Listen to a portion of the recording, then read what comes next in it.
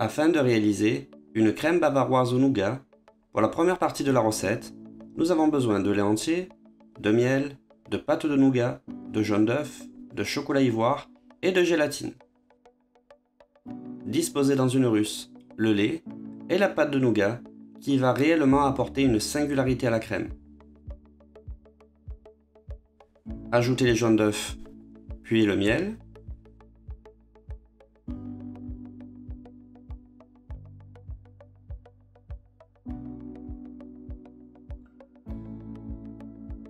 Homogénéisez tous ces ingrédients au fouet et chauffez le tout qu'on montera en température jusqu'à 83 degrés.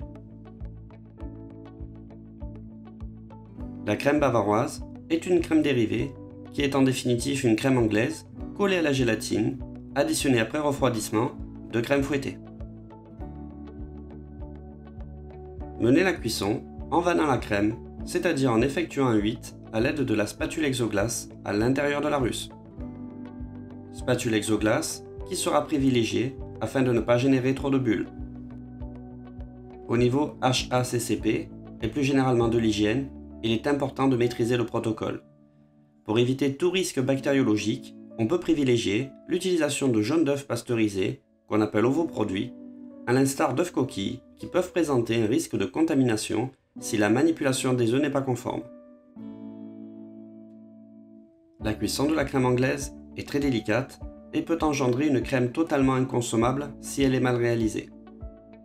Afin d'assurer une cuisson sans encombre, ne pas hésiter à vous munir d'un thermomètre pour contrôler la température. Celle-ci ne doit pas excéder les 83 degrés, qui est la température optimale de cuisson de la crème anglaise.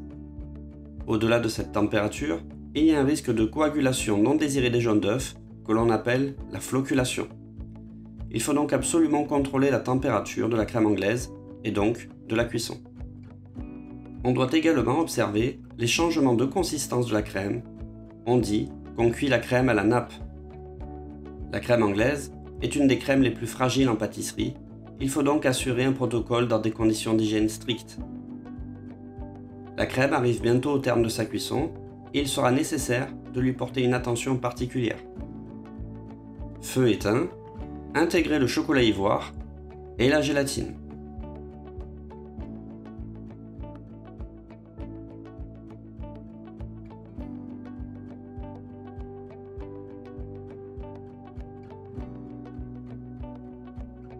Dispersez convenablement ces éléments au fouet.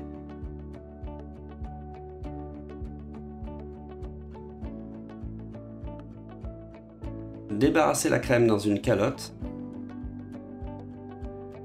Refroidir la crème jusqu'à atteindre une température entre 15 et 20 degrés. Filmer au contact et entreposer en cellule de refroidissement. Une fois la crème conditionnée, il va être important de faire chuter sa température rapidement afin de ne pas développer de bactéries.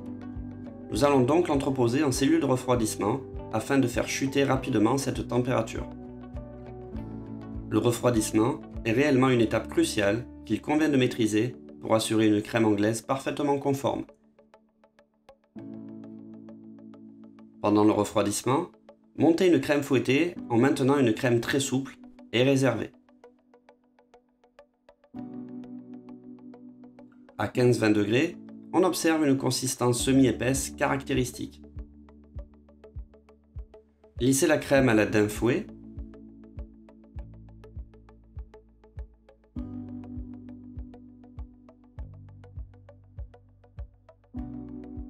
Intégrez de la crème fouettée qui aura été montée très souple.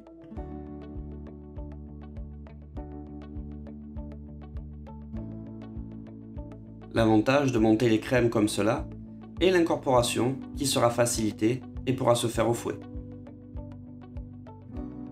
De plus, on obtiendra une texture très intéressante, mousseuse, sans avoir le goût de beurre, qui pourrait ressortir si la crème est trop montée. N'oublions pas que pour les montages en moule, il est important que la crème soit assez fluide afin qu'elle puisse se répartir convenablement de partout sans laisser des trous d'air disgracieux.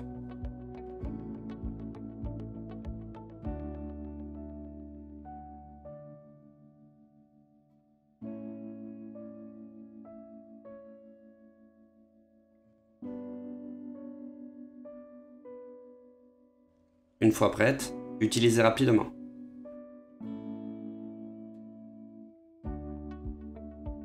Disposez une feuille de papier guitare sur plaque.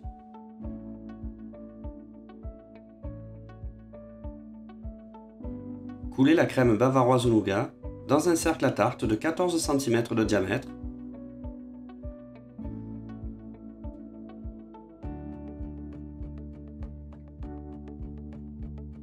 Lissez convenablement à l'aide d'une spatule.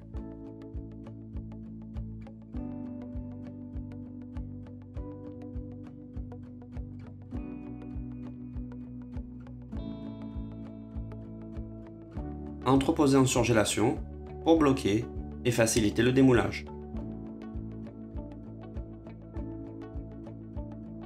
Afin de réaliser une crème d'amande moelleuse, nous avons besoin de beurre pommade, de sucre glace, de poudre d'amande, d'œuf entier, de poudre à crème et de crème à 35%.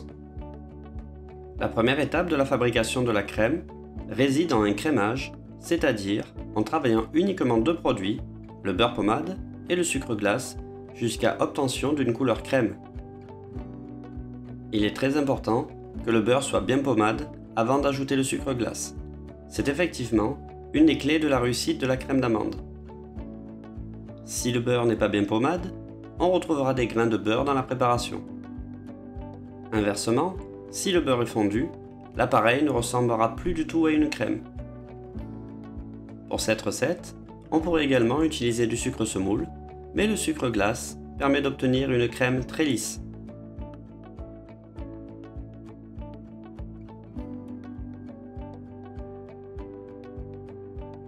Incorporez ensuite la poudre d'amande. Certains professionnels intègrent les œufs avant et bien souvent l'appareil tranche. Ils se dissocient, il est donc plus commode de les ajouter en fin de mélange.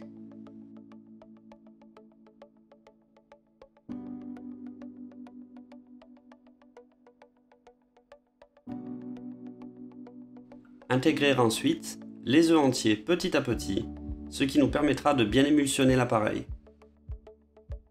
Il ne sera pas nécessaire de foisonner la crème d'amande, car cela pourrait provoquer des déformations à la cuisson qui ne seraient pas désirées.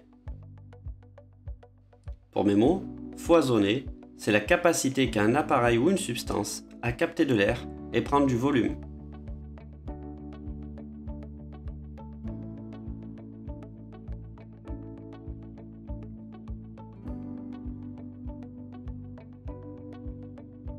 Une fois le dernier œuf ajouté, lissez bien la préparation afin de la rendre totalement homogène.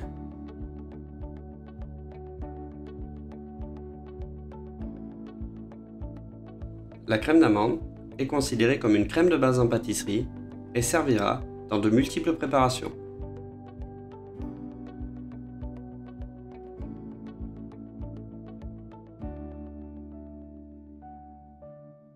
Afin de lui donner un peu de cohésion, incorporez de la poudre à crème qui peut être remplacée par de la farine.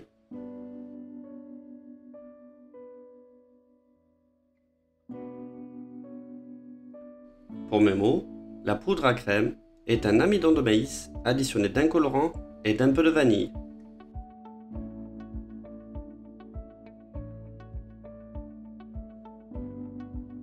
Pour finir, intégrez de la crème qui va certes liquéfier légèrement la crème d'amande, mais restituera après cuisson un moelleux inégalé.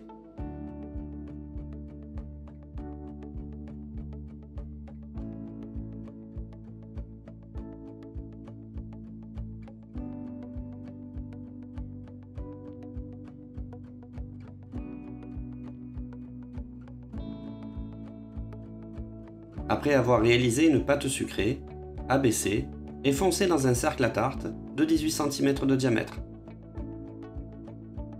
À l'aide d'une poche, munie d'une douille unie numéro 8, garnir le fond de crème d'amande en réalisant une spirale. Disposez quelques framboises en veillant à ce qu'elles ne dépassent pas le niveau de la crème. Enfournez à 160 degrés durant 25 à 30 minutes. Afin de réaliser une marmelade, disposez dans une russe la purée de fruits et le sirop de glucose qui va apporter une certaine texture. chauffez le mélange à environ 50 degrés.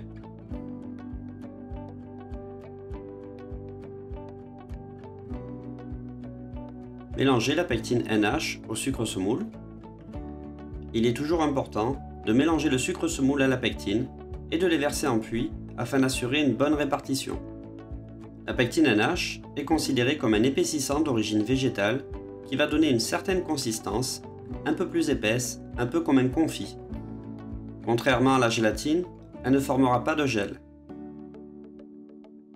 Quand la température de 45-50 degrés est atteinte, versez en puits le sucre semoule mélangé à la pectine NH. Portez le tout à ébullition et maintenir au moins 30 secondes l'ébullition dans la masse totale.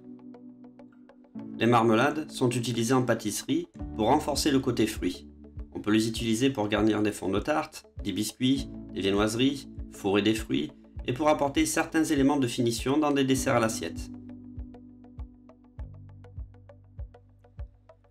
Une fois arrivé à ébullition, laissez refroidir la masse. Lissez la marmelade framboise au fouet de façon à la rendre bien homogène.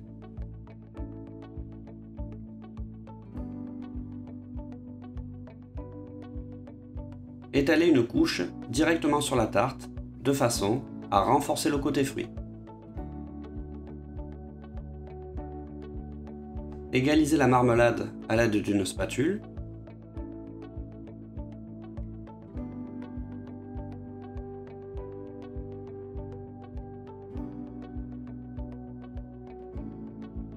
Démoulez le palais de crème bavaroise, bien surgelé.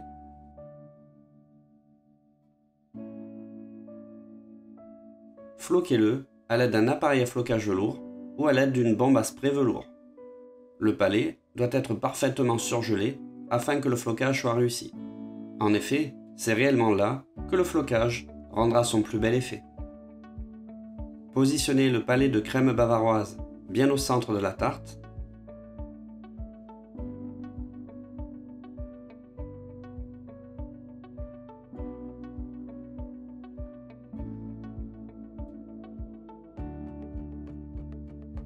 Dressez une couronne de framboises fraîches autour du palais.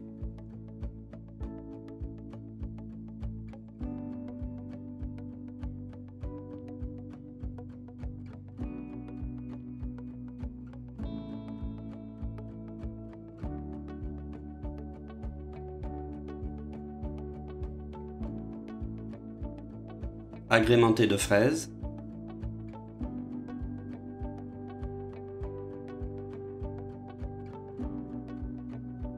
Nappez-les à l'aide de nappage blond.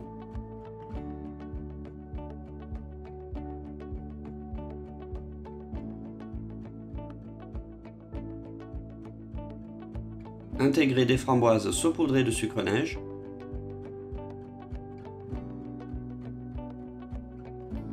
Et pour finir, des myrtilles